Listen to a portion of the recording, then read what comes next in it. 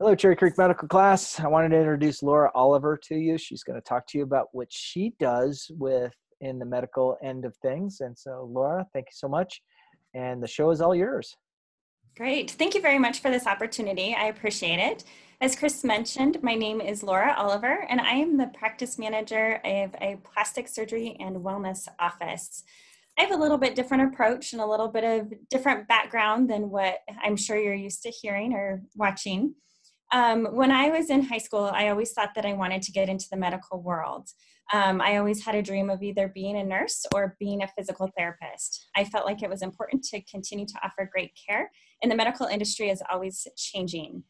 When I was a junior in high school, I had the opportunity to get started with my medical career in the eye world.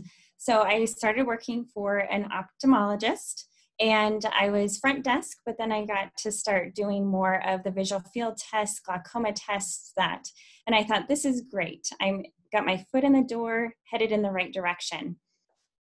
My senior year of high school, I was given the opportunity to change to the plastic surgery world. I was hired on as a photographer, taking before and after photos of 3 different plastic surgeons. Once again, I'm like, yes, I'm kind of moving on up within the medical world and moving towards my career goal of being a registered nurse.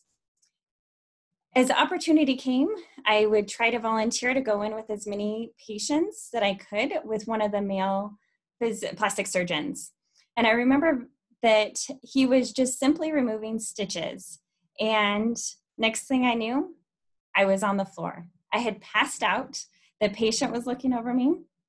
There was a nurse in the room with me, as well as the physician. And I remember as clear as day, the patient said, "I think you need to change professions. The medical world is not for you." I wasn't about to give up there. And at that point, I decided that I would become an office manager. Now that I'm office manager, I wear multiple hats in a day. There's never 2 days that are ever the same. I do human resources, customer service. I'm a finance manager, operations, marketing, tech support, risk and compliance. I'll touch briefly on several of these different hats that I wear. First is human resources. The hiring process is extremely expensive. It is easier to keep a happy employee than to hire a new employee. Now, everyone get your pen and paper ready. I've got some interview questions that will land you a job. Some of the interview questions I ask are, if you could be an animal, what would it be and why? What motivates you? Is it a title? Is it money? Or is it a work-life balance? Who is your role model and why? And are you lucky? Okay, so I won't give you any of the answers, but I want you to think about those things. In my interview questions, I want to know about you. I want to know if you are motivated. I want to know kind of what makes you want to come to work in a day, because I feel like if I can understand you, then you would not become one of those 50% of the employees that leave because of their manager. Some of the things to keep employees staying also within the company is through policies and procedures, what to wear, some of the benefits of health insurance. And I also, with getting to know my team, I do what is called the 5 love languages. There's a book out there that is actually a little bit geared more towards relationships, but I've turned it over to how it is within the practice. Once again, I try to figure out what makes my employee want to come to work. The 5 love languages are words of affirmation. So if that's how my employee likes to get feedback, I'll write them a handwritten card. I will go and talk to them and let them know what a good job they've done. Acts of service, if that's their love language, I'll go and help clean up one of their examination rooms while talking to them or helping them with their day. If their love language is gifts, I get them a gift certificate. It might just be for a simple Starbucks or a cute little thing, a piece of candy, something like that. Quality time, I'll carve out time in my day so that I can go and have lunch with them. Or if it's physical touch, it might be a pat on the back or a hug if they're having a bad day. These are all ways not only that I can help connect with my employee, but keep them happy on the job and not have to spend excessive amounts in the hiring process. I feel like you can train anyone's skills, such as answering the phone or how to remove a suture set, but how they meld with our culture is more important to us. True story, I had hired somebody for the front desk. They came into work. They were here for just the morning, and they said, I need to use the ladies' room. And they never returned back to work. They stepped outside in the hallway where there was a restroom, and they decided that it wasn't, that the front desk wasn't the work that they wanted to do. I have another true story of an employee I had let go, and it was one of the first employees that I fired, and I had brought her back into my office. I felt like everything was going well, and she had, accepted the firing as well as I think she could have, and I brought her a box and took her up to her desk. Well, then at that point, that's when the anger came. She started throwing things. She started hitting things up against the table. She started threatening me. And for 2 months straight, I then had to have security here at the hospital walk me to my car because I did not feel safe. Not every situation is like that. But that same employee that was so angry with me ended up reaching out to me a couple years later, and we're now Facebook friends. And she actually took the time to send me a notice or a letter on Facebook saying that she was grateful that I had actually let her go because it opened new doors for her, and she's in a better place at this time. With HR, there's always going to be employee conflict, and I don't necessarily just let them handle it themselves. Sometimes you have to get involved, and sometimes the outcome turns out great, and sometimes, unfortunately, it means that an employee might have to leave. Another hat that I wear is about the customer service. In the plastic surgery and wellness world, is the patient always right? Or I guess just in society, is the patient or customer always right? Another true story. So we have a laser here that helps with pigmentation, resurfacing, helps with anti-aging, wrinkles. So the patient arrives. Just 1 month prior, we turned her away because if you have any sort of pigment or some sun exposure, it can actually do more harm to you than good. So the laser technician asked the patient if she was in the sun when she arrived again for her next treatment, and had asked if she had been in the sun within the last 14 days because she noticed that her skin was a little tan. The patient informs the laser technician that she has not been in the sun and begins to get extremely upset and demands for her laser to be performed. Should the patient be turned away because of sun exposure, or should we go ahead and do the laser treatment? I'll let you think on that for a second. So my laser technician went ahead and did the treatment on this patient. And unfortunately, she did get that picture with the kind of the red brick marks on the face. That's not actually her, but she did receive very similar results to that. Once those scabs or that redness go away, it left white marks along the face, and the patient became very angry with us and was beginning to ask us as to why we went ahead and did the treatment. So I continually had to follow up with the patient to make sure that the healing was going as planned. And we later, when she had not had tan skin, we later had to do another treatment to kind of help even out that skin tone. Another true story is we did a tummy tuck on a patient. Once again, this is not actually the patient, but we did a tummy tuck on the patient, and she had been looking great, had lots of contours, was very happy with her results. And then over a period of time, she came in and she began to be angry with us, saying that she didn't get the results that she needed. Well, when I went in to talk to her about her frustrations and concerns, I saw that she had McDonald's wrappers laying around, and she had said that she had just finished having some lunch there. So I don't know whether that was the best option for her outcome, but once again, is the patient right? Did we do something wrong? Did she receive the results that we had anticipated? Another hat that I wear is the patient-centered care. I always am trying to evaluate if we are offering the right products and services that patients want. Are the wait times acceptable? And how is their overall experience?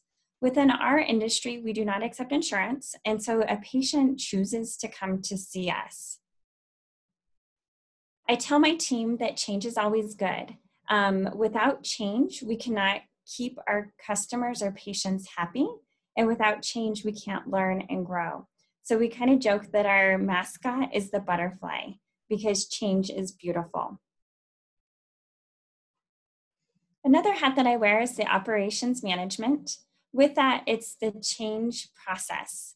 I try to strategize my change and make a concise plan so that it, one, helps my employees with that change and get it implemented and feel confident so that they're able to move or to be able to portray that information to the patient. The other piece of it is how do we cut costs and become more efficient? I'm always looking at, is there a bottleneck? So is there a place within our practice where there's a considerable amount of wait? Is there one where we're always, whether it be the patient waiting or is an employee waiting? Is there a performance issue? Should we move a copier to a different location because it's out of their way to be walking around the corner to get a receipt for a patient? Another true story is with the bottleneck is we realized that our photo room was kind of a bottleneck. We had one designated room that we would take all of our patients before and after photos. Well, I always seem to have patients waiting in the hallway, employees waiting in the hallway to be able to take a patient into that room. So instead, I decided to revamp each of our examination rooms. And instead of having one photo room where there was always a line, I now have 9 photo rooms, 9 in all 9 of my exam rooms, so the patients do not even have to leave that examination room. Risk and compliance manager is another hat that I wear. That is where I take a look at what sort of risks are found within the practice. It can be anything from writing policies on how to climb a ladder. We have a lot of things that are within or outside of arm's reach. So we have to have a ladder, and a lot of my team wear heels. So what policy and compliance do we need to put in place for that? To if there's a storm, if there's a pandemic, if there's a fire extinguisher in the house, which we do, we have to make sure that it is serviced on a regular basis. Or what happens if one of my employees or one of my patients gets stuck with a needle that had been exposed to someone else? HIPAA. HIPAA is huge in the medical world. HIPAA is the protection of your health information. So I can't be walking down the street going, oh my goodness, so-and-so came into my office and had such and such done. I have to make sure that every little thing that we do here is within HIPAA compliance, making sure that my team understands it, making sure that our patients feel safe, that we're not going to be sharing a bunch of their information to the wrong individual. With HIPAA, that is something that, as you can see, there's a variety of tiers and can be all the way up to prison time if we do not take it seriously. So I'm constantly evaluating, especially with the advance in technology. One of the things that we had to evaluate is with the advancement in technology is it okay to text our patients? So do you think it's okay to text a patient maybe about their appointment? The answer is yes. You have to be very careful on what is actually in that message, but yes, you can. You can simply remind the patient about an appointment on a certain day at a certain time, but you cannot say, Mrs. Smith, your Botox appointment's with Brittany at 2 o'clock. So you have to be very careful about not disclosing any of the personal health information or what sort of treatment or service they're having performed. I also have to, or one of the other hats that I wear is the marketing hat. I have to know our audience. So I'm constantly doing an evaluation, and I have a big map on my in the kitchen showing where our patients are coming from, what the demographic is, so that we can try to customize any marketing materials to meet our audience needs and demographics. So that can be anything from website management, social media, blogs, print campaigns, logos, branding, the launch of new products or services. once again, the aesthetics industry, I always say that you kind of have to keep up with the Joneses because things are always changing. So one of the big one of the big patient focus, the patient is that we're seeing more and more men. In 2017, there was 7.23 million Botox procedures performed, with an ever-growing amount of males having it. So one of the campaigns that we did, or marketing events that we did, is Whiskey and Wrinkles, and we call it for the males Brotox instead of the traditional Botox, to kind of help market to that group of patients. So within branding, one of the things that they always say is once you have a logo and patients start to recognize that logo, never change it. Well, Dr. Taghi and I, we decided that it was in our best interest to change our logo. And everybody I consulted with, talked with, would just shake their head and say, never change a logo. Everybody knows you by your logo. Well, we did not heed their advice, and we did in 2017 change our logo. We felt like the image on the left was too feminine, and as we started to see more and more males come into our practice, we felt like we needed to incorporate more of a male image. In 2018, we decided to brand, or to start to develop our wellness side and our functional medicine side of the practice.